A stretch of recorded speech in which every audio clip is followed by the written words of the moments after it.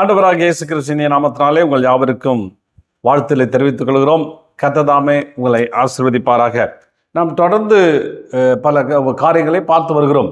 என்னவென்றால், சாத்தான் பிசாசு எப்படி மனுஷனுடைய வாழ்க்கையிலே அவன் நுழைகிறான், எப்படி ஒரு மனிதனை தன்னுடைய வசமாய் மாற்ற தன்னுடைய கட்டுப்பாட்டுக்குள்ளே கொண்டு வருகிறான் என்ற காரியங்களை தொடர்ந்து பார்த்து வருகிறோம். அதனால் இந்த காரியங்களை நீங்கள் கேட்பது மாத்திரமல்ல, இது குறித்து நீங்கள் மனதிலே மிகுந்த ஆராய்ச்சி செய்து அந்த மனதிலே யோசித்து அவையிலிருந்து வெளியே வர நீங்கள் பிரயாசப்படுவீர்களானால் தேவன் உங்கள் வாழ்க்கையில் இடைபெடுவார். நீங்கள் ஒரு பெரிய நன்மைகளை வாழ்க்கையிலே காண முடியும். மனித வாழ்க்கை பார்த்தீங்கன்னா தோல்விதான் அப்படின்றாங்க. அன்றைக்கி ஒரு பிசாசை விரட்டும் பொழுது அந்த பிசாசு அது சொன்னிச்சு, உன் பேர் என்ன அப்படின்னு கேட்டேன். அது சொன்னிச்சு வலி அப்படின்னுச்சு. வலி என்னன்னா வலி. அப்போ அந்த பொண்ணு சொன்னிச்சு, ஆமாங்க, ஒரு நாளைக்கு ஒரு விதமான வலி, ஒரு நாளைக்கு தலைவலி, ஒரு நாளைக்கு முதுகு வலி, இப்படி வலி, மனதில் வலி, இப்படி பலவித வலியினால நான் பாதிக்கப்படுறேன். ஒரு நாளாவது சுகமாக இருந்தேன்னு என்னால் சொல்ல முடியல. நிறைய பேருடைய பேட்டி எடுக்கும்போது சொல்கிறாங்க, வலி, என்னால் எத்தனையோ பில்ஸை போட்டுக்கிறேன், எத்தனையோ பெயின் கில்லரை போடுறேன், ஆனால் அதுக்கு மேலே வலி என்னை ஆட்கொள்கிறது, வலிக்கிறது. மனுஷ வாழ்க்கை சாத்தான் பார்த்தீங்கன்னா வலின்றான் பேர். அப்போ இன்னைக்கு எல்லா சூழ்நிலையிலையும் மனிதனுடைய வேதனைக்கும் பிரச்சனைக்கும் வலிகளுக்கு காரணம் சத்துரு, அசுத்த ஆவிகள் மனிதனுடைய வாழ்க்கையிலே உள்ள வரும்பொழுது அவனுக்கு வலியை ஏற்படுத்துகிறது. சரீரத்தில் வலி, அந்த வலியினால அவன் மிகவும் பாதிக்கப்படுகிறான், வேதனைக்குள்ள போகிறான். வாழ்க்கை சில பேருக்கு நரகமாகவே இருக்குது. அவங்க சொல்றாங்க, சில பேர் சொல்றாங்க, நான் நரகத்தை இங்கேயே பார்த்துட்டு இருக்கேங்க, நரகம் இங்கேயே இருக்குது, இந்த நரகத்தை நான் இங்கேயே அனுபவித்துக் கொண்டிருக்கிறேன் அப்படின்னு சொல்கிறான். இதற்கெல்லாம் காரணம் என்ன அப்படின்னு பார்த்தீங்கன்னா, அந்த காரணத்துக்கான காரியங்களை தான் நாம் பார்த்து வருகிறோம். வேதாகம் திட்டம் தெளிவுமாய் போதிக்கிறது. எப்பா, இந்த வலிகளிலிருந்து விடுதலை பெற வேண்டும், இந்த வலிகளை உன் வாழ்க்கையில் இல்லாதபடி மாற்ற வேண்டும். ஒரு பெரிய வலி நிவாரணியை தேவன் இந்த வார்த்தைகள் மூலியமாக வைத்திருக்கிறார். இதை வாசித்து நம்ம இதை அறிந்து கொள்ளும் போது தேவன் நம்முடைய வாழ்க்கையில பெரிய நன்மையான காரியங்களை செய்கிறார். வலி இல்லாத ஒரு வாழ்க்கை, சமாதானம் நிறைந்த வாழ்க்கை, சந்தோஷம் நிறைந்த வாழ்க்கை இந்த உலகத்திலே அவர் தருகிறார். அதனால அவளை பெற்றுக்கொள்ள நாம் சில காரியங்களை, வேதத்தின் முறைகளை கை கொள்ளும் போது, அதன்படி நடக்க நாம் முயற்சிக்கும் போது இவைகளை தேவன் நமக்கு எளிதாய் நமக்கு தருகிறார். சரி, இன்னைக்கு பார்த்தீங்கன்னா மனுஷன் எப்படி நடத்தப்படுறான். நாம் தொடர்ந்து இந்த வசனங்களை தியானித்து வருகிறோம். ஒவ்வொரு வாரமும் சில வசனங்களை சில வார்த்தைகளை குறித்து நாம் தியானித்து வருகிறோம். வாசியங்கள். கலாத்திர புத்தகம் 5ஆம் அதிகாரம் 19 21 வரையும். மாம்சத்தின் கிரியைகள் வெளியரங்கமாயிருக்கின்றன. அவையாவன விபச்சாரம், வேசித்தனம், அசுத்தம், காமவிகாரம், விக்கிரகாராதனை, பில்லி சுனியம், பகைகள், விரோதங்கள், வைராக்கியங்கள், கோபங்கள், சண்டைகள், பிரிவினைகள், மார்க்கபேதங்கள், பொறாமைகள், கொலைகள், வெறிகள், கலையாட்டுகள் முதலானவைகளே. நம்ம தொடர்ந்து இந்த ஒவ்வொரு வார்த்தையாக நாம் பார்த்து வருகிறோம். இதில் பார்த்தீங்கன்னா விபச்சாரம், வேசித்தனம், அசுத்த, காம விகாரம் நாம் பார்த்துட்டோம். இப்போ விக்கிரகாராதனை, பில்லி சூனியம் இரண்டை குறித்து பார்க்க போகிறோம். இந்த ரெண்டு ஒரு மனிதனுடைய வாழ்க்கையில, விக்கிரகாராதனை, பில்லி சூனியம், இந்த ரெண்டு காரியங்களை குறித்து நாம் இந்த நாளிலே தியானிக்க போகிறோம். பாருங்க, வேதவசனம் முதல்ல அந்த வார்த்தைகளை குறித்து சொல்லும் பொழுது மனுஷன் நடத்தப்படுகிறான். மனுஷனுடைய நடத்துதல், மனுஷன் பல விதங்களில் நடத்தப்படுகிறான். ஆவியானவராலே நடத்தப்பட வேண்டும் என்று வேதம் சொல்லுகிறது. மனுஷன் பார்த்தீங்கன்னா எப்படி நடத்தப்படுகிறான். இன்னைக்கு மிருகம் பார்த்தீங்கன்னா ஏதோ ஒரு விதத்தில் நடந்து போடுறது. அது சொல்றாங்க இன்ட்யூஷன் அப்படின்றாங்க, உள்ளுணர்வு. ஒவ்வொரு அனிமலுக்கும், ஒவ்வொரு மிருகத்துக்கும், உலகத்தில் வாழ்கிற ஒவ்வொரு உயிரினத்துக்கும் ஒரு உள்ளுணர்வு இருக்குது. அது ஒரு இன்டெலிஜென்ஸ், அனிமல் இன்டெலிஜென்ஸ்ன்றாங்க. அது ஒரு புத்திசாலித்தனம் இருக்குது. தன்னை காப்பாற்றிக்கொள்ள, தனக்கு என்ன சாப்பாடு வேணும், எப்படி அது இறையை தேடிக்கொள்ள, அதுக்கு ஒரு காரியங்கள் அமைக்கப்பட்டிருக்குது. அது சிஸ்டமேட்டிக்காக அதுக்குள்ளே இருக்குது. அது பாட்டு அதோட வேலை செஞ்சுட்டு இருக்குது. அது பாட்டு பேசி போயிட்டே இருக்குது. சிங்கன் பார்த்திங்கன்னா ஒரு இறையை எப்படி தேடி ஓடி அதை அடித்து சாப்பிட்றதுன்றத அது கற்று வச்சிருக்குது. அதே டைமில் அதுவும் தப்பிச்சுக்கிறதுக்கு சில வகையான காரியங்களும் அவங்களுக்கு கொடுக்கப்பட்டிருக்குது. இது ஒரு இன்ட்யூஷன், இது உள்ளுணர்வு. ஆனால் மனுஷன் பார்த்தீங்கன்னா அப்படி படைக்கலை. அப்படி மிருகத்தை மாதிரியோ அதை மாதிரியோ அவர் படைக்கலை. மனுஷன் என்ன பண்ணுறாரு, ஃப்ரீ வில், அவன் விருப்பத்துக்கு விட்டுட்டார். அப்போ விருப்பத்துக்கு விட்டு எல்லாத்தையும் தேர்ந்தெடுக்கிற உரிமை, தேர்ந்தெடுக்கிற ஒரு காரியத்தை தேவன் நமக்குள்ளே வைத்திருக்கிறார். ஒருத்தர் கேட்டார், ஏங்க இந்த நன்மை தீமை கடிங்க நீ அவர் வைக்கணும், பேசாமல் விட்டுட்டு இருக்கலாமே, அவன் நல்லவனாக இருந்திருப்பானே அப்படின்னு. இல்லை, நீ எப்படி ஒரு டெஸ்ட்டு, ஏதாவது இப்போ ஒரு எக்ஸாம் ஒன்று, நீ இப்போ ஸ்கூலில் படிக்கிறேன்னா டெஸ்ட்டே இல்லைன்னாக்கா எப்படி படிச்சுக்கானே தெரியாத, உண்மையாக கீழ்ப்படிஞ்சானா கீழ்ப்படியிலையா தெரியல. அது கீழ்ப்படிதலுக்கான டெஸ்ட்டு தான் தேவன் சொல்லுகிற வார்த்தையை நம்புகிறது. இவர் சொல்கிறது உண்மை, இவர் சரியானதை சொல்கிறாரு, இவர் தான் தகப்பன், இவர் தான் கிரியேட்டர், இவர் தான் சிருஷ்டிகர்த்தர், இவர் தான் எல்லாவற்றையும் படைக்கிறாரு, நம்ம நடத்துகிறாரு, நம்ம மேலே அன்பு வச்சிருக்கிறாரு அப்படின்ற காரியத்தை எப்படி புரிந்து கொள்வது? அதுக்கு ஒரு டெஸ்ட்டு. அந்த டெஸ்ட்டு தான் நன்மை தீமை அறியத்தக்க கனி. அதை வச்ச உடனே போயிட்டு அவன் சாப்பிடுறதுனால அந்த டெஸ்ட்டில் ஃபெயில் ஆயிடுறான். அதனால் ஃப்ரீவில், மனுஷனுக்கு தேர்ந்தெடுக்கிற உரிமையை மனிதனுக்கு கொடுத்து வைத்திருக்கிறான். அப்போ அந்த தெரிந்தெடுக்கிற உரிமையின் அடிப்படையிலே அவன் புரிந்து கொள்ள வேண்டும், மனதார தன்னை தெரிந்து கொள்ள வேண்டும் என்ற காரியத்தை அவர் விரும்புகிறார். அப்போ மனுஷனுடைய விருப்பத்தின் அடிப்படையில் மனிதன் எப்படி செயல்படுகிறான் என்ற காரியம் தான் சொல்லப்படுது. இதில் பார்த்தீங்கன்னா மாம்ச குணங்கள் இருக்குது. மாம்ச குணம், ஆசை, இச்சை. பாருங்க, நீ இச்சையினால் நடத்தப்படுகிறார். இச்சைக்கும் ஆசைக்கும் வித்தியாசம் இருக்குது. ஆசைன்றது வேறு, இச்சை என்பது வேறு. ஆசை இப்போ சாதாரணமாக எது வேணால் சாப்பிட்லாம், உங்களுக்கு விருப்பப்பட்டதை சாப்பிடலான்றது ஆசை. அதே டைமில் தவறான உணவுகள், தவறான ஒரு ஜூஸ் குடிக்கணும்னு வச்சுங்க, அவன் ஜூஸ் குடிக்கணும்னு ஆசை இருக்குது, என்ன ஜூஸ் வேணால் குடிக்கலாம், ஒன்றும் சொல்லலை, அது ஒரு ஆசை.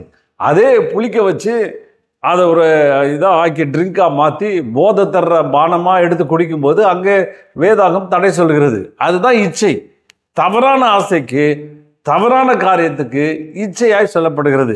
அது சாப்பிடுறதுனால உடம்புக்கு எல்லாவற்றுக்கும் கேடு வருது, உடைய புத்தி தடுமாறுது, பலவித குழப்பங்களை கொண்டு வருது. அது மாத்திரமல்ல, ஒரு கல்யாணம் பண்ணிக்கணும், அது தப்பு கிடையாது, அது ஆசை. அது ஆசையை ஆண்டவர் அனுமதிக்கிறார். அது ஒரு விருப்பமான அந்த விருப்பங்களே தேவன் அதை அனுமதிக்கிறார்.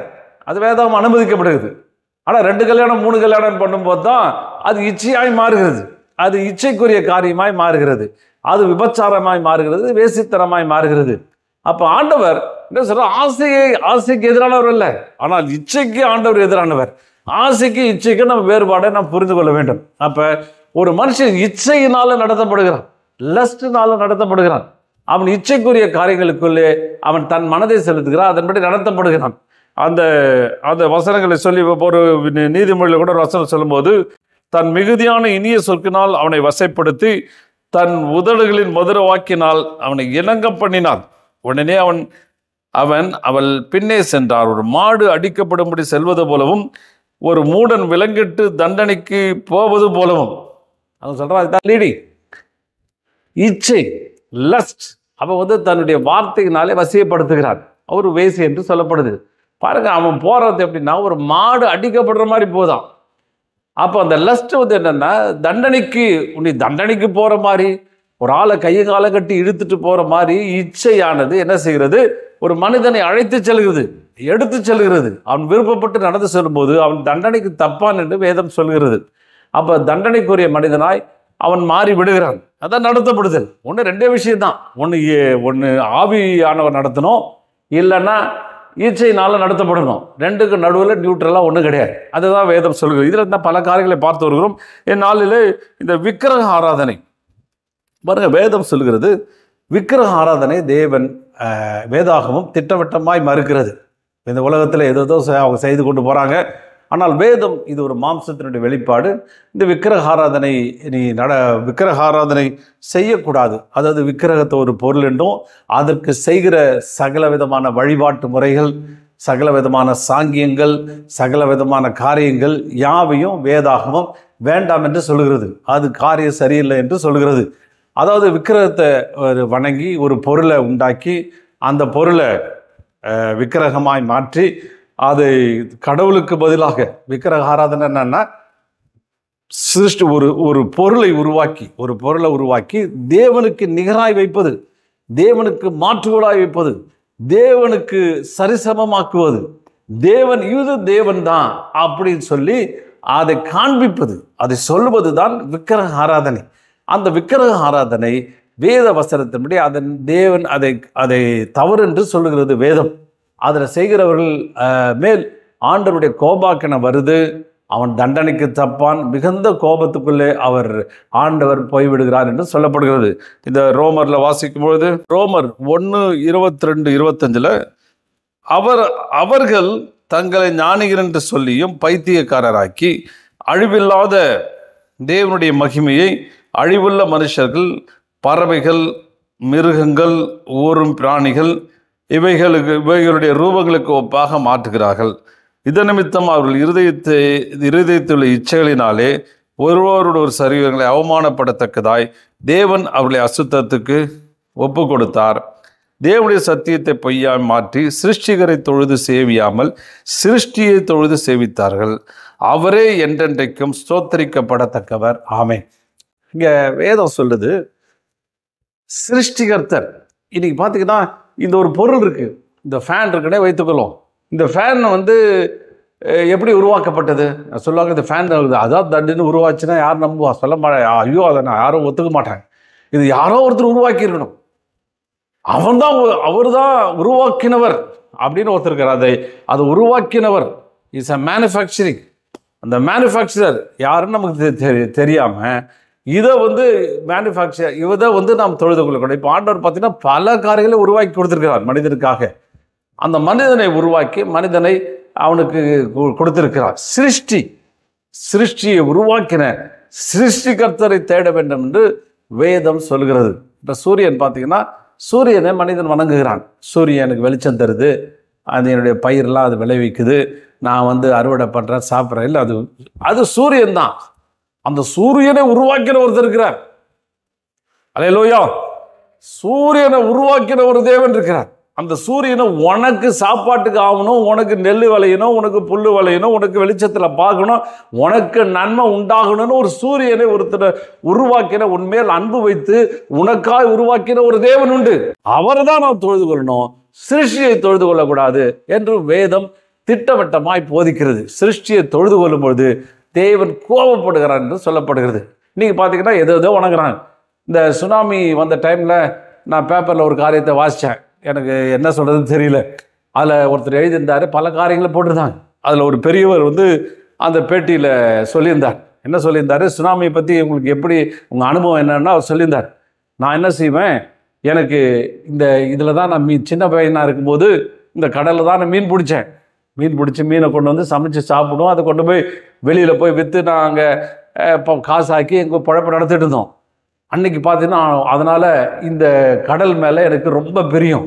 அதுக்கு நான் பேரே கொடுத்துட்டேன், கடலம்மா அப்படின்னு பேர் கொடுத்துட்டேன். கடலம்மான்னு சொல்லும் போதெல்லாம் என் கண்ணில் தண்ணி தழும்பும்.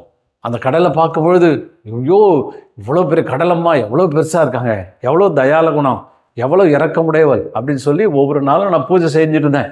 அன்றைக்கி ஒரு நாள் ரொம்ப காலையில் எழுந்து பூஜை செய்யலான்னு போய் நான் கடலம்மா அப்படின்னு சொல்லி வணங்கிட்டு கண்ணை திறந்து பார்க்குறேன். கடல் மேலே ஒரு பெரிய அலை, பனைமரத்துக்கு உயர ஒரு கடல் அலை அப்படியே நேராக என்னை நோக்கி வந்துட்டு இருந்தது. பார்த்த உடனே பயந்துட்டேன். நான் ஓடுறேன், கடலம்மா என்னை காப்பாற்றுன்னு ஓடுறேன். ஆனால் அந்த கடலம்மா என்னை விடுற மாதிரி இல்லை, துரத்திக்கிட்டே வந்துச்சு. நானும் ஓடுறேன், அது என்னை ரொம்ப துரத்திட்டு வந்தது. நான் போயிட்டு அங்கே பக்கத்தில் ஒரு தென்னை மரத்தை கட்டி பிடிச்சிக்கிட்டேன். தென்னை மரத்தை கட்டி பிடிச்ச உடனே அந்த கடலால் என்னை அடித்து இழுத்துட்டு போத மாதிரி தென்னை மரத்தை கெட்டியாக பிடிச்சிக்கிட்டேன். கடலில் இழுத்துல நான் உயிர் தப்பினேன். அதனால கடலம்மாவை பார்த்தோன்னே எனக்கு கோபம் வருது. இவ்வளவு வணங்கினே, இவ்வளவு செஞ்சனே, என்னை பார்த்து கடல் அம்மா என்னை துரத்திட்டு வந்துச்சே. இனிமேல் எனக்கு கடல் அம்மா, எனக்கு கடல் தெய்வம் கிடையாது. தென்னை மரம் என்னை காப்பாற்றிருந்தான், தென்னை மரத்தம்மா தான் எனக்கு தெய்வம். இனிமேல் தென்னை மரத்தை தான் நான் வணங்க போகிறேன் அப்படின்னு அவர் சொன்னார். இது என்ன இவங்க புரிஞ்சுக்கிட்டாங்கன்னு ஒன்றும் தெரியல. தென்னை மரமும் எவ்வளோ நாள் இருக்கும்? அதனால் சொல்லப்படுது அழிவுள்ள சிருஷ்டியை உருவாக்கினார். அது அழிவுள்ளதாக உருவாக்கினார். அழிவுள்ள சிருஷ்டி, அழிவுள்ள காரியங்கள், இந்த அழிவுள்ளதை வணங்கும்படி மனிதன் தன் மனதை பிரயத்தனம் பண்ணுகிறான், ரொம்ப காரியத்தை செய்கிறான் என்று சொல்கிறார். ஏன் இப்படி உண்டானது அப்படின்னா, சிருஷ்டிகரை தொழுது கொள்ளாமல் இருக்கிறதுனால அவங்க வேதத்தின்படி சொல்லும்போது ரொம்ப வார்த்தைகள் சொல்ல பைத்தியக்காரராகிட்டு சொல்லப்படுது. அவங்க முட்டாள்தனம் மதியினத்தினால இந்த காரியங்களை அவங்க செய்கிறார்கள் என்றும் அங்கே சொல்லப்படுகிறது. அப்போ சிருஷ்டி, இது நீங்கள் பார்க்கிற ஒவ்வொரு காரியங்களும் சிருஷ்டி. இந்த சிருஷ்டிகளுக்கு பின்பாக இந்த சிருஷ்டிகளை உருவாக்கின ஒரு சிருஷ்டிகர்த்தர் உண்டு, அவரை தான் வேதம் வணங்க வேண்டும் என்று நமக்கு திட்டவட்டமாய் போதிக்கிறது. பாருங்க, மிருகங்களை அவர்கள் வணங்கினார்கள் என்று சொல்லப்படுகிறது. மிருகங்களுக்கு ஒப்பாய் மாற்றினார்கள். இப்போ ஒரு தகப்பன்கார் வச்சுக்கொள்ளுங்க, ஏதோ ஒரு அனிமல் வருது, ஏதோ மங்கின்னே வச்சுக்கொள்வோமே, அதை போயிட்டு பையன் போயிட்டு எங்கள் டேடின்னு சொன்னால் அவங்க அப்பாவுக்கு எப்படி இருக்கும்? எங்கடா டேடின்னு சொல்கிறானே, இதுதான் எங்கள் டேடி அப்படின்னா அவனுக்கு கோபம் வருமா வராதா? ஒரு பாம்பு இருக்குது, அந்த பாம்பு நல்ல விஷம் நிறைஞ்ச பாம்பு, கட்டுவிரின்னு வைத்துக்கொள்வோம், அது அப்படியே இருக்குது. அவன் போயிட்டு எங்கள் மம்மி நானாக்க மம்மி கோபம் வருமா வராதா? என்னடா என்ன போய் மம்மின்னு சொல்கிறீங்க அப்படின்னு. அப்போ இவர்களை வணங்கும் பொழுது வேதத்தின் அடிப்படையில் நம்ம இது சொந்த கருத்து கிடையாது, வேதத்துடைய கருத்து தான் நான் சொல்கிறேன். அப்போ என்ன அங்கே சொல்லப்படுது, நீங்கள் அவைகளை தேவனை அது கோபப்படுத்துகிற மாதிரி ஆகிடுது. உங்களை எப்படி உங்களை திடீர்னு நம்ம கோபம் வந்தால் என்ன சொல்கிறோம்? ஏன்னா மாடு மாதிரி யோசிக்கிறீ மாடு அப்படின்னு கூட சில நேரம் திட்டுறோம். பட் அதுவே நீ உங்கள் தகப்ப எங்கள் அப்பா இவர் தான் அப்படின்னு சொன்னால் உண்மையான அப்பாவுக்கு எப்படி இருக்கும்? சொல்லி அப்போ எவ்வளோ கஷ்டமாக இருக்கும். அதே மாதிரி தான் இந்த சிருஷ்டியை விக்கிரகத்தை வணங்குவது, விக்கிரக ஆராதனை வேதம் தவிர்க்கிறது. அது அடிப்பதற்கு சில வசனங்களை வேதத்திலிருந்து நான் வாசிக்கும்படி விரும்புகிறேன். நான் தொடர்ந்து சில வசனங்களை கோட்பட வேண்டும் என்று விரும்புகிறேன். பாருங்க, உபாகம் 4:39, அவர் உயர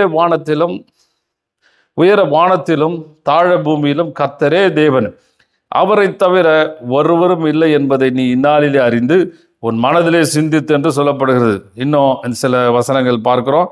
யாத்திராகமம் 20:4 வசனங்கள், மேலே வானத்திலும் பூமியிலும் பூமியின் கீழ் தண்ணீரிலும் உண்டாக்கிறவர்களுக்கு ஒப்பான ஒரு சொரூபத்தி ஆகிலும் யாதொரு விக்கிரகத்திலும் நீ உனக்கு உண்டாக்க வேண்டாம். நீ அவைகளை நமஸ்கரிக்கவும் வேண்டாம், சேவிக்கவும் வேண்டாம். உன் தேவனாகிய கர்த்தராயிருக்கிற நான் எரிச்சலுள்ள தேவனாயிருந்து என்னை பகைக்கிறவர்களை குறித்து பிதாக்களுடைய அக்கிரமத்தை பிள்ளைகளிடத்தில் 3ஆம் 4ஆம் தலைமுறை மட்டும் விசாரிக்கிறவராயிருக்கிறேன். என்னிடத்தில் அன்பு கூர்ந்து என் கற்பனைகளை கைக்கொள்வர்களுக்கு 1000 தலைமுறை மட்டும் இரக்கம் செய்கிறவராயிருக்கிறேன். இந்த இடத்துல சொல்லப்படுகிறது அக்கிரமம் என்று சொல்லப்படுகிறது, என்னை பகைக்கிறார்கள் என்று சொல்லப்படுகிறது. அதுவும் இல்லாமல் என் மேல் நான் கோபம் கொள்கிறேன் என்றும் தேவன் அங்கே திட்டமிட்டமாய் அங்கே சொல்லுகிறார். அப்போ தேவன் இப்படி காரியங்களை நமக்கு என்ன செய்கிறார்? நாம் சிருஷ்டிகரை வணங்க வேண்டும். இவர்களை உருவாக்கின ஒரு தேவன் இருக்கிறாரு, இவர்களை எல்லாவற்றையும் படைத்த ஒரு தேவன் இருக்கிறாரு, இவர்களை மனிதனுக்காய் அவர் உருவாக்கினாரு, மனிதனுடைய நல்லதுக்காய் உருவாக்கினார் என்று அங்கே வேதம் சொல்லுகிறது. அதனால சிருஷ்டிகரை தேடி அவரை விசுவாசிக்க வேண்டும் என்று வேதம் திட்டமாய் போதிக்கிறது. மேலும் வேதம் சொல்கிறது தேவன் ஆவியாயிருக்கிறார். அவர் ஆவியா இருக்கிறார், அவரை ஃபீல் பண்ணணும். ஆவியான தேவன் நம்முடைய வாழ்க்கையில் இடைபடும்படி விரும்புகிறார். அந்த ஆவியான தேவனை நாம் விசாரிக்க வேண்டும் என்று தேவன் நமக்கு என்ன செய்கிறாரு? அவர் நம்மை வலுவுறுத்துகிறார்.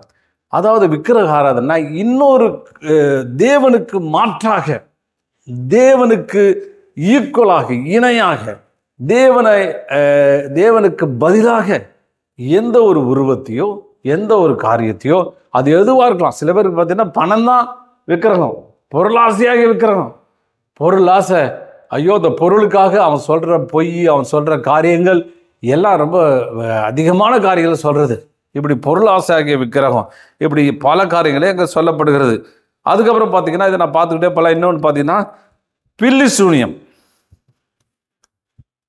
இந்த பில்லி சூனியம் இந்த வார்த்தை நிறைய பேருக்கு பகிர்றது.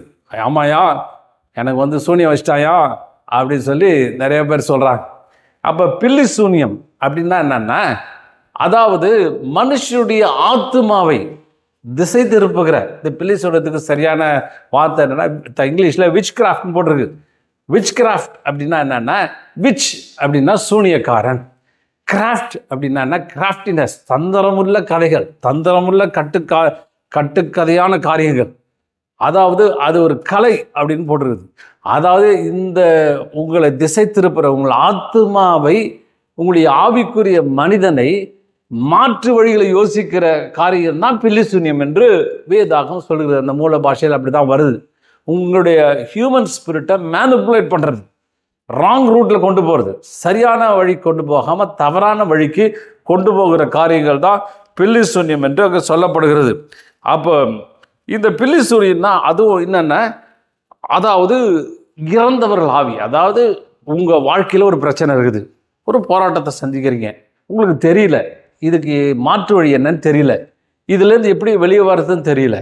கடவுள் அல்லாத, வேதத்தில் குறிப்பிடுகிறதான அந்த தேவன் அல்லாத காரியங்கள், அதாவது அசுத்தாவிகள் இடத்துல போய் இன்னும் இறந்தவர்கள் ஆவி, செத்துப்போன ஆவி இங்கே உலாவறதாகவும் செத்துப்போன ஆவி வந்து பேசுகிறதாகவும் சொல்லி உங்களை திசை திருப்பி அசுத்த ஆவிகளுக்கு நேராய் செய்யப்படுகிற வழிமுறைகள், சடங்குகள், அவர்களை நாம் இன்வைட் பண்ணுற எல்லா காரியங்களும் விச் கிராஃப்ட், பில்லி சூனியம் என்று அங்கே சொல்லப்படுகிறது. பில்லி சூனியம் என்று சொல்லப்படுகிறது.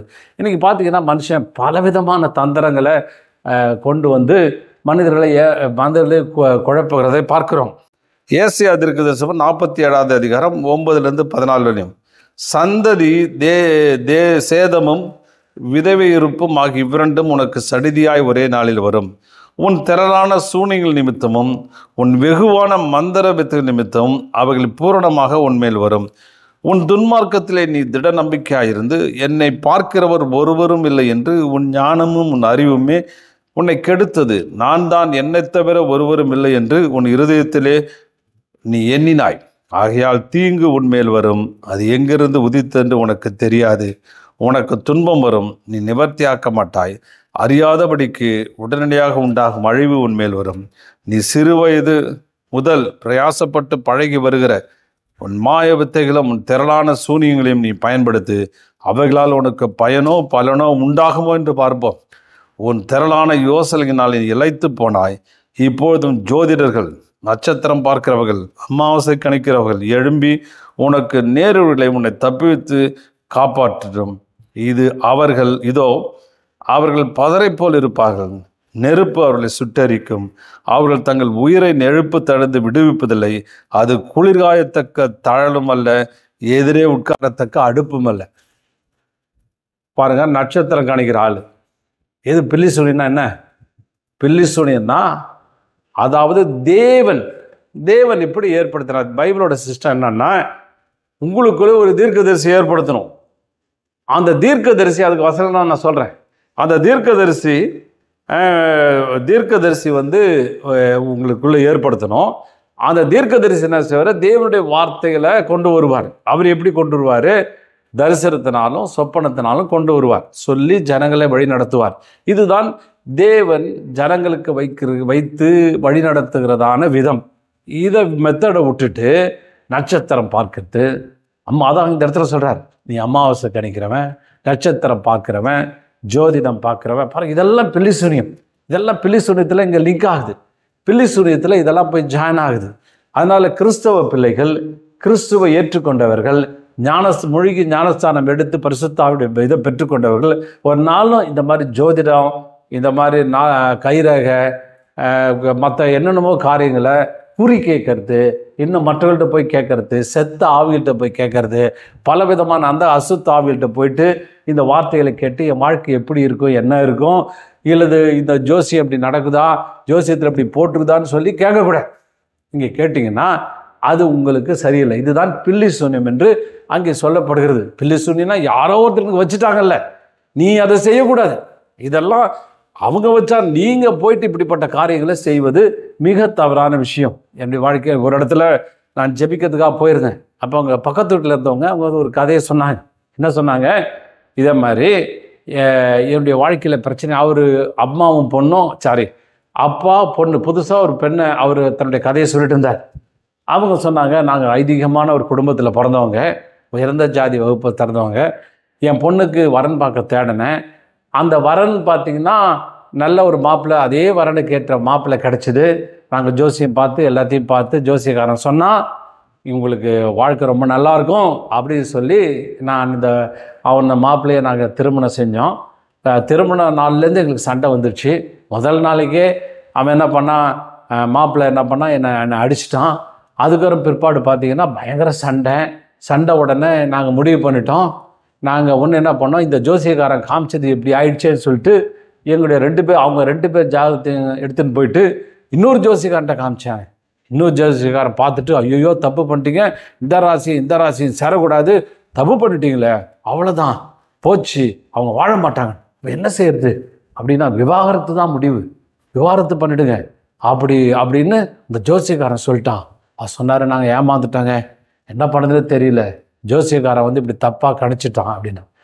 அப்போ என்ன பண்ண போறீங்கன்னு, அதான் என் மகளை கொண்டாந்து இவர் என்னுடைய மாப்பிள்ளை வீட்டில் விடுறேன், ஒரு நாள் மட்டும் இருந்துட்டு அடுத்த நாள் சர்டிஃபிகேட்டு பணங்கன்னெல்லாம் நகையெல்லாம் எடுத்துகிட்டு நேராக வீட்டுக்கு வந்துடுமா அப்படின்னு சொல்லிட்டேன். இதுதான் நாங்கள் முடிவு பண்ணியிருக்கோம் அப்படின்னார். நான் சொன்னேன், தயவுசெய்து கொஞ்சம் வெயிட் பண்ணுங்கள், இந்த ஜோசியெல்லாம் ஒன்றும் இல்லை, ஆண்டவருங்க 2 பேரும் இணைப்பார், ஆண்டவருங்க நடத்துவார், பயப்படாதீங்க, இயேசுக்கு ஒரு நாள் டைம் கொடுங்க. இல்லையா சோத்திரம், எதுக்கோ டைம் கொடுக்குறீங்களா, நம்புறீங்களா, இந்த இயேசுவை நம்புங்க. இயேசு வந்து உங்களுக்கு வாழ்க்கையில் நல்லது செய்வார், நான் ஜெபம் பண்ணுறேன், ஆண்டவங்களுக்கு உதவி செய்வார் அப்படின்னு. அந்த பொண்ணை சொன்னேன், ஏம்மா நான் இன்றைக்கி ஜெபம் பண்ணிட்டு போகிறேன், நீ வந்து எனக்கு ஃபோன் பண்ணு, உன் புருஷன் வந்து இவ்வளோ ரொம்ப தப்பாக நடந்துக்கிறாரா இல்லது உன்னை ரொம்ப கேவலப்படுத்துகிறாரான்னு எனக்கு சொல்லு அப்படி. சரிங்க அப்படின்னுச்சு. அப்புறம் நைட்டு ஜெபம் பண்ணிட்டு வந்தேன். நான் சொல்லிட்டு அவர் கிளம்பி போயிட்டார், மாமனா அவங்க அப்பா கிளம்பி போயிட்டார், அந்த பொண்ணு வீட்டில் இருந்துச்சு. நைட்டு புருஷன் வந்திருக்கிறான் ஜெபத்துக்கு அப்புறம். வந்த உடனே திடீர்னு அந்த தன்னுடைய மனைவி காலிலே விழுந்துட்டானோ, விழுந்துட்டு என்னை விட்டுட்டு போயிடாத, எந்த கோபத்தில் இப்படி செஞ்சேன்னு தெரியல, நான் இப்படி செய்ய மாட்டேன் அப்படின்னு சொல்லிட்டு அழுகுறான். அழுத உடனே அடுத்த நாள் ஒரு நாள் ஒன்றும் தெரியல, அடுத்த நாள் காலையில் எனக்கு ஃபோன் பண்ணிச்சு. ஃபோன் பண்ணி இந்த மாதிரி பாஸ்டர் என் புருஷன் அப்படி மன்னிப்பு கேட்டான், எனக்கு ஒன்றும் புரியல, நான் என்ன செய்யறது. நான் சொன்னேன், இன்னும் 2 நாள், இந்த ஒரு வாரம் இருமான்னேன், ஏன்னா இயேசு கிரியை செஞ்சிட்ருக்கிறார், அவர் நல்லது செய்வார். அப்புறம் அந்த பொண்ணு சொல்லிச்சு, இல்லையே ஜோசிக்காரன் இப்படி சொல்லிட்டானே அப்படின்னா. ஏமா ஜோசிக்காரன் ஏதோ ஒரு மனுஷன் ஏதோ ஒரு காரியத்தை பார்த்து ஏதோ ஒன்று எழுதுறது ஏமா நம்புற, அதை நம்பாத, இயேசுவை நம்பு, இயேசு வாழ்க்கை ஆண்டவரோடுக்கு நல்லபடியாக மாற்றி தருவார், நீ பயப்படாத அப்படின்னு. பாண்டவனே அந்த ஒரு வாரம் போச்சு, ஒரு சண்டை இல்லை, ஒரு பிரச்சனை இல்லை. அப்போ மறுபடியும் ஃபோன் பண்ணி, நான் தொடர்ந்து இருக்கவா அப்படின்னுச்சு. நீ இருமா அப்படின்னு சொல்லிட்டு வேதாமத்தை கொடுத்தேன். அந்த வேதாந்தத்தை படித்து அந்த பொண்ணுக்குள்ளே அவ்வளோ ஒரு விசுவாசம், கர்த்தர் தான் எனக்கு வாழ்க்கையை ஏற்படுத்தி கொடுத்தாரு, அவர் என்னை நல்லா நடத்துவார் அப்படின்னு சொல்லி அந்த பொண்ணு சொல்லிட்டு இருந்தது. கடைசியில் பார்த்தீங்கன்னா அவன் புருஷனும் மனைவியும் அவர்கள் இணைந்து ஒரு நல்ல வாழ்க்கை வாழ்ந்தார்கள். ஒரு சில மாதங்களுக்கு பிற்பாடு ஃபோன் எனக்கு பண்ணிச்சு. அது சொன்னிச்சு, இதே மாதிரி என் புருஷனும் நானும் இப்போ ரொம்ப நல்லா இருக்கிறோம், நாங்கள் 2 பேரும் அமெரிக்கா போகிறதுக்கு எங்களுக்கு விசா கிடச்சிருக்குது, நாங்கள் போகிறோம் அப்படின்னு சொல்லி எங்கள் அப்பா அவங்களுக்கு தேங்க்ஸ் சொல்ல சொன்னார் அப்படின்னுச்சு. பாருங்கள், என்ன நட்சத்திரம் பார்த்தது, எதை பார்த்து என்னத்தை பார்த்து ஆண்டவர் கிரியை செய்யறதுக்கு இடம் கொடுங்கள். ஆமென், ஹல்லேலூயா. அந்த வாழ்க்கை மறுபடியும் ரெஸ்டோர் பண்ணி கொடுத்தார். பாருங்க, இயேசு அதை வைக்கல, இதெல்லாம் மனுஷனை திசை திருப்ப, மனுஷனை பல விதங்களை நடத்தி சென்று பலவித குழப்பத்துக்குள்ளே கொண்டு போய் வேதனைக்குள்ளே கொண்டு போய் அவன் வாழ்க்கையை சீராக்கி செய்வது. ஒரு அம்மா என்கிட்ட சொன்னாங்க, எங்களுக்கு கல்யாணம் ஆயிடுச்சு, திருமணம் ஆயிடுச்சு, அப்புறம் நாங்கள் எங்கள் வாழ்க்கையில் போராட்டம், நாங்கள் 2 பேரும் சூசைட் பண்ணதுக்கு முடிவு பண்ணிட்டோம், இனி வாழக்கூடாதுன்னு முடிவு பண்ணிட்டோம். அப்புறம் முடிவு பண்ணுறேன், ஏன்னு கேட்டேன், ஏன் எங்களுக்கு என்ன விஷயம்னா, ஜோசியக்காரர் சொல்லிட்டான், நீங்கள் 2 பேரும் தவறான நேரத்தில் தவறான டைமில் கல்யாணம் பண்ணிட்டீங்க, உங்கள் நல்ல டைமில் கல்யாணம் பண்ணல, அதான் பிரச்சனை எல்லாத்துக்கும் அப்படின்னு. இப்போது நாங்கள் யோசித்து பார்த்தா, நானும் என் புருஷனை உட்காந்து யோசித்தோம், இது கல்யாணம் ஆகி எங்களுக்கு 25 வருஷம் ஆயிடுச்சு, இப்போ பார்த்துட்டு இப்போ போய் என்னத்தை மாற்ற முடியும், எதை மாற்ற முடியும், நாங்கள் என்ன செய்ய முடியும்னு குழம்பி போயிருந்தோம். அந்த டைமில் தான் இயேசு சந்திக்கிற எங்களுக்கு நேரம் கிடச்சிது, நாங்கள் வாசித்தோம். இப்போ எங்கள் பிரச்சனைலாம் போயிடுச்சு, இருவரும் சேர்ந்து ஜெபிக்கிறோம், எங்கள் வாழ்க்கையை மாற்றிட்டோம், எங்களை வாழ்க்கையை மாற்றி போடுகிற, எங்கள் சூழ்நிலையை மாற்றி போடுகிற, எங்களுக்கு எதிராக கிரியை செய்கிற இருளின் அந்தகாரங்களை தவிர்த்து போடுகிற அதிகாரத்தை தேவன் எங்களுக்கு கொடுத்திருக்கிறார். அல்லேலூயா. ஏதோ நேரத்தின் அடிப்படையில் வேலை செய்கிறது இல்லை, ஏதோ ஒரு சமயத்தின் அடிப்படையில் வேலை செய்கிறது இல்லை, ஏதோ நட்சத்திரத்தின் அடிப்படையில் வேலை செய்கிறது இல்லை, ஏதோ ஒரு காலகட்டத்தில் கட்டம் போட்டு செய்கிறது இல்லை மனிதனுடைய வாழ்க்கை. நன்றாக புரிந்து கொள்ளுங்க. இயேசு சொல்லிட்டாரு, எனக்கு சகல அதிகாரங்கள் கொடுக்கப்பட்டிருக்கிறது, வானத்திலும் பூமியிலும் சகல அதிகாரங்கள் கொடுக்கப்பட்டிருக்கிறது, நான் அதிகாரமுடைய தேவன், அதே அதிகாரத்தை நான் உனக்கு தரேன். அல்லேலூயா.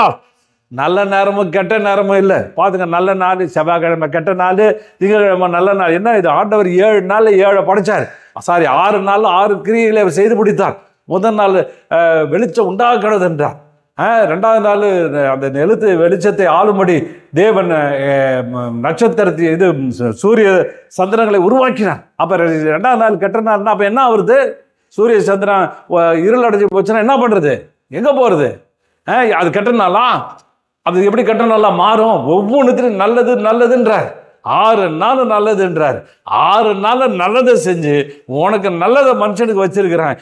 எல்லாம் அவரு நல்லதுன்னு சொன்னதை நீ எப்படி கெட்டதுன்னு சொல்ற? இது தவறுன்னு எப்படி சொல்ற? இந்த நாளில் முகூர்த்தம் அது இது இப்போ கிறிஸ்துவ உலகத்துல இதான் பேசிட்டு உட்காந்துருக்காங்க. இதெல்லாம் எப்படி தவறு சொல்ற? ஒவ்வொரு மனிதனும் உயிரோடு இருக்கிறிய, அது தேவனுடைய கிருபை அல்லவா? உன்னுடைய ஒவ்வொரு காரியங்களையும் உன் மூச்சு போயிட்டு வருது, அது எல்லாம் கிருபை அல்லவா? கெட்ட நேரத்தில் பாருங்க, பெரிய பெரிய சம்பவம்லாம் நல்ல நாளில் தான் நடக்குது. பூகம்பம் நடக்குது, அது நடக்குது. புதன்கிழமை அன்னைக்கு பூகம்பம் நடந்து நிறைய பேர் செத்து போயிட்டாங்க. நல்ல நாள் நடக்காமல் போயிடுமா? அதனால இப்படிப்பட்ட காரியங்களை இதெல்லாம் பில்லி சூனியத்தின் வகைகள். பில்லி சூனியத்தை ஃபாலோ பண்ணாதீங்க அப்படின்னு போட்டிருக்குது. பாருங்க, ஆண்டவர் சொல்றார், கடைசி நாட்டில் இந்த மாதிரி கணிச்சு சொல்ற ஆளுலாம் நெருப்பு வந்து அங்கே வரும். பாருங்க, நெருப்பு அவர்களை சுட்டரிக்கும். அது சும்மா குளிர்காகிற நெருப்பு இல்லைப்பா, அடுப்பில் இருக்கிற நெருப்பு இல்லை. வர்ற நெருப்பு அப்படியே அக்கினி மயமானது, நிற்கவே முடியாது. அவ்வளவு பயங்கரமான நெருப்பு சுடும். அந்த டைமில் உன்னை யாரும், எந்த நட்சத்திரம் தப்பிக்காது, எந்த நாளும் தப்பிக்காது, எந்த வேலையும் தப்பிக்க முடியாது. ஆண்டவன் நமக்கு அதிகாரத்தை கொடுத்துருக்கிறான்.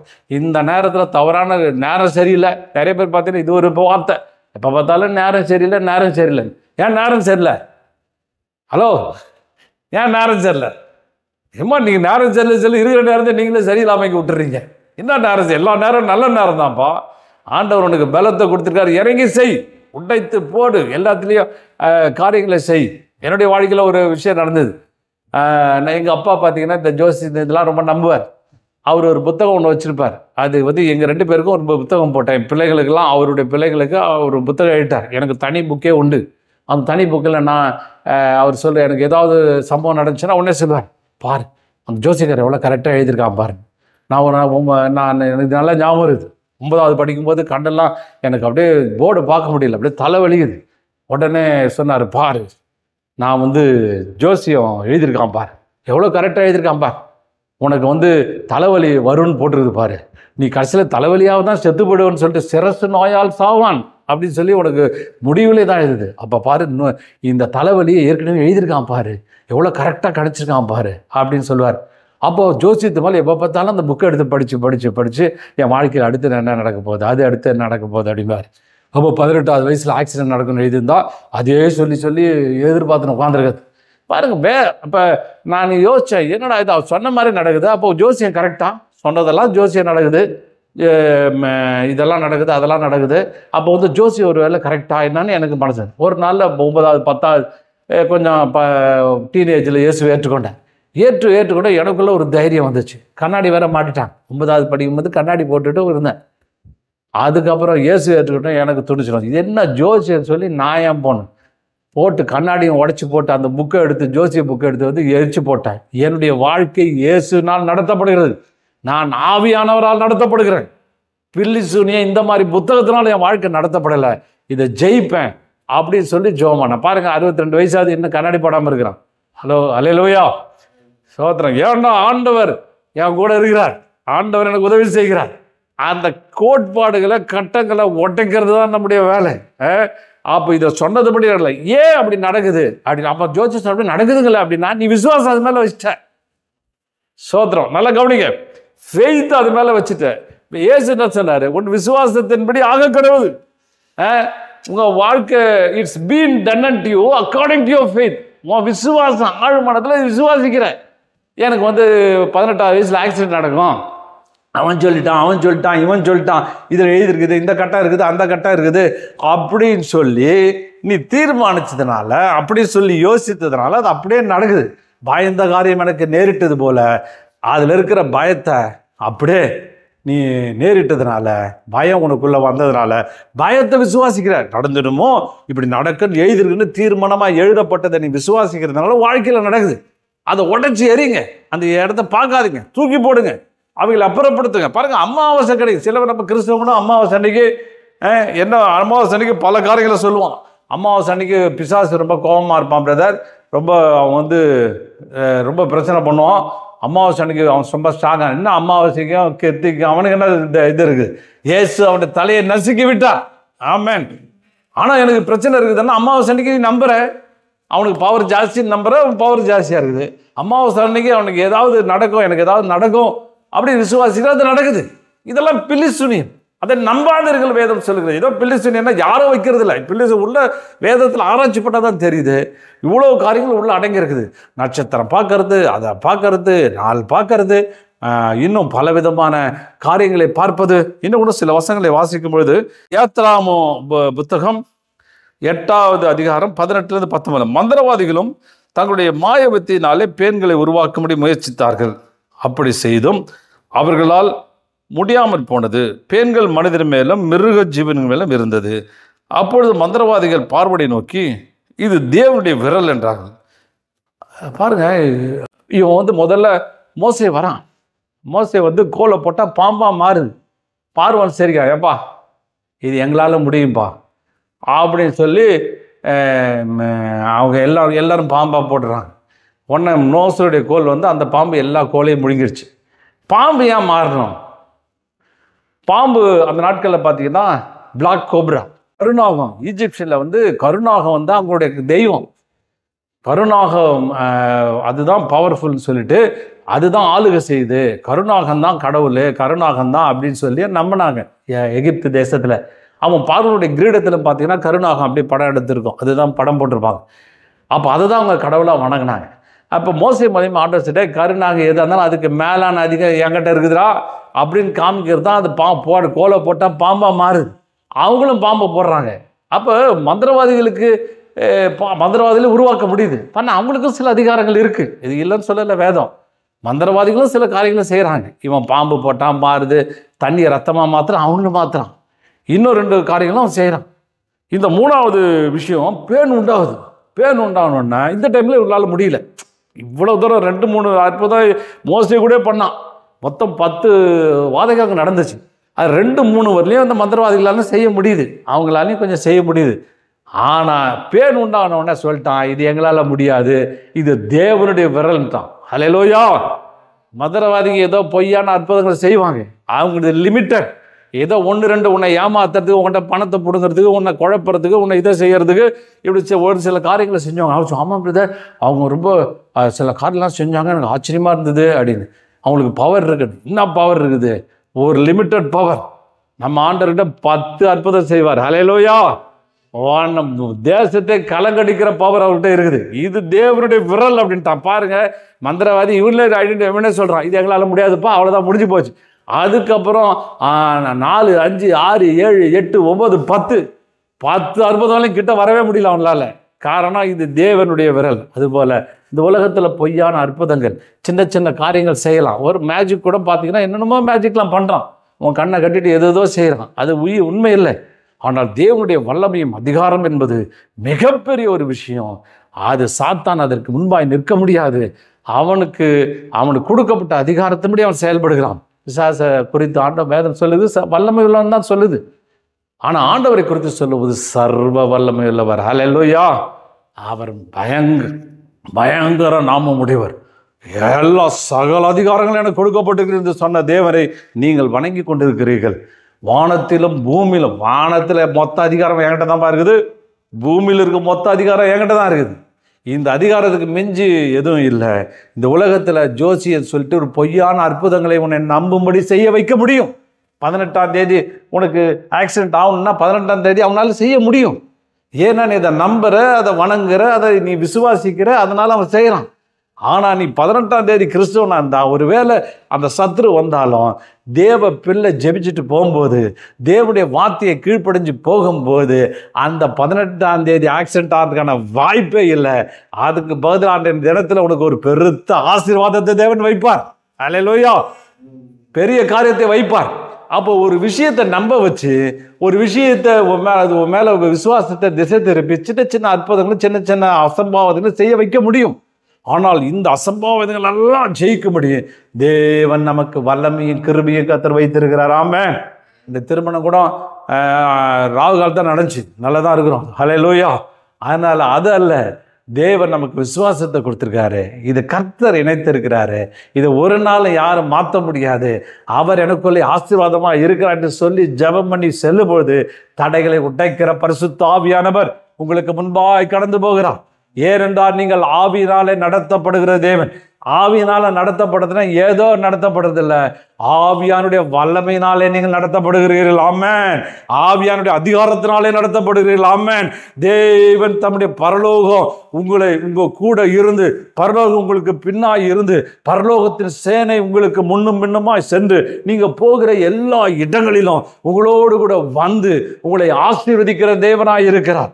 அப்ப பாருங்க, விக்கிரக ஆராதனை, பில்லிசூனியம் என்பது என்ன? நாள் பார்ப்பது, ஜோதிடம் பார்ப்பது, இன்னும் பலவிதமான மந்திரவாதிகிட்டு போவது, இறந்தவங்கள்ட்ட ஆவி. பாருங்க, இறந்த ஆவிகள் ஒன்றும் கிடையாது. வேதம் சொல்வது ஒரே தினம் பிறப்பதும் பின்பு நியாய தீர்ப்படைவதும். செத்து போட்டான்னா ஆவிங்கெல்லாம் சுத்திட்டு இருக்காது, சுத்தறதுலாம் கிடையாது. அது நேரம் ஒன்று பரலோகம் போகும், ஒன்று நரகம் போகும். இதுக்கு நடுவில் எங்கேயும் கிடையாது. ஆனால் இது செய்த சொல்லுதன்னா அது பிசாசினால் உருவாக்குற அசுத்தாவிகளுடைய அந்த ஃபெமிலியர் ஸ்பிரிட். அந்த ஃபெமிலியர் ஸ்பிரிட் தான் இந்த மாதிரி வேஷம்லாம் போட்டுட்டு இருக்குது. நம்பாதிருங்கள். இது மாம்சத்தினுடைய கிரியைகள், இது பிசாசுகள் நடத்துகிற விதம். இதிலிருந்து தப்பி பிழைங்கள். இதை நம்பாதுங்க, இது ஏற்று நில்லுங்க. அந்த சொன்ன வார்த்தை இன்னைக்கு கெட்ட நாள்னா இது எனக்கு நல்ல நாள் சொல்லுங்க. அந்த கருத்துக்கு ஏற்று நில்லுங்க, அந்த சூழ்நிலைக்கு ஏற்று நில்லுங்க, அந்த நடத்துதலுக்கு ஏற்று நில்லுங்க. தேவன் உங்கள் பட்சத்தில் இருப்பார். ஆமென். இன்னும் நிறைய வசனங்கள் உண்டு. 2 நாளாகவும் 33:6 சொல்லப்படுகிறது. அவன் பென் இன்னோவாம் பள்ளத்தாக்கிலே தன் மகன்களை தகன பலிகளாக தீயிலே பலியிட்டு, நாள் நட்சத்திரம் பார்த்து, பில்லிசூனியங்களை அனுசரித்து, ஜோதிடம் பார்க்கலையும் குறிசொல்லுகளையும் வைத்து, கர்த்தருக்கு கோபம் உண்டாக அவர் பார்வைக்கு மிகுதியும் பொல்லாப்பானதை செய்தான். பாருங்க, இது ஒரு ராஜா, இஸ்ரவேல் ராஜா என்ன செய்கிறான்? தன்னுடைய சொந்த பிள்ளைகளை பலி கொடுக்குறான். இந்த நாட்களையும் உண்டு. பிள்ளைகள் கர்த்தரால் வரும் சுதந்திரம். ஆண்டவர் கிஃப்டாக கொடுக்குறார், சுதந்திரமாக கொடுக்குறார். எப்பா உனக்கு நான் ஒரு நல்ல கிஃப்ட் தரேன், ஈவை தரேன். தேவன் கொடுக்குற அந்த குழந்தைய கொண்டு போயிட்டு அவன் என்ன செய்கிறான்? தீயில் போடுறான். என்னென்ன பண்ணுறான் பாருங்க. 4 நட்சத்திரம் பார்த்து, நாள் பார்க்குறான், நட்சத்திரம் பார்க்குறான், பார்த்து பில்லிசூனியங்களை அனுசரித்து. பில்லிசூனியம் இதை மாதிரி தான், எல்லாத்தையும் இதை செய்யுது அதை செய்து, இந்த பிசாசுகளுக்கு பலி செலுத்துறது, இறந்தவங்க அவங்க குறி கேட்கறது, இப்படிலாம்.